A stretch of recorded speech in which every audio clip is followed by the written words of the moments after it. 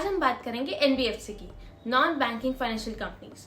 RBI के according कोई भी नॉन बैंकिंग कंपनी अगर एक फाइनेंशियल इंस्टीट्यूशन की तरह काम कर रही है तो उसे हम एनबीएफसी बोल सकते हैं। ये एनबीएफसी लोगों को लोन दे सकती है, दूसरी कंपनीज के स्टॉक्स, बॉन्ड्स, डिबेंचर्स में इन्वेस्ट कर सकती है, इंश्योरेंस बेच सकती है और अपने कस्टमर्स की डिपॉजिट एक्सेप्ट कर सकती है।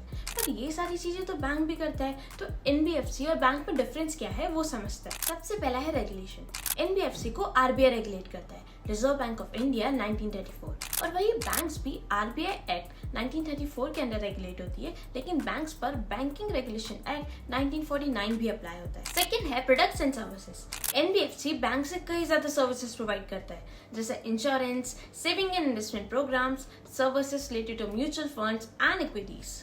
और वही बैंक सर्विसेज प्रोवाइड करता है जैसे कि loan advancement, guarantees, cheque payment, remittance etcetera.